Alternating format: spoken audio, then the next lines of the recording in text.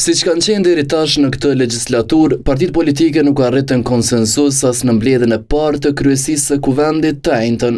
Për më shumë se një orë, pas sukses u diskutuan tema që lidhen kryesisht me buxhetin qendror të disa komunave e të RTK-s. Në renditje gjithashtu ishte edhe themelimi i komisioneve parlamentare.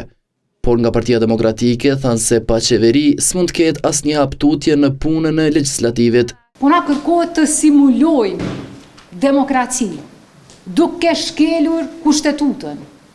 Kush është pozica në Kosovë? Kush është opozit? Janë dy komisione që i takojnë opozitës. Kush është opozita?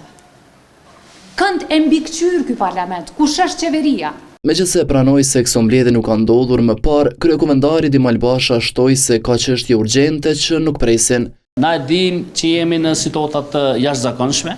Nuk është e zakonshme me u mbledh kryesia, por mendoj që ose s'poku kam pritë se sikur kish pos një vullnet politik, ka qenë bindja ime e thellë që s'ka pos asnjë shkelje ligjore kushtetuese për me themelu komisionet, për me mujt me procedu me buxhetin e RTK-s, 3 buxhetet e komunave dhe buxhetin vjetor. Andaj nga inatet politike sipas Albolena Haxhiut të vetëvendosjes, më së rëndi po e psojnë qytetarët dhe për këtë fajin u ala partive tjera.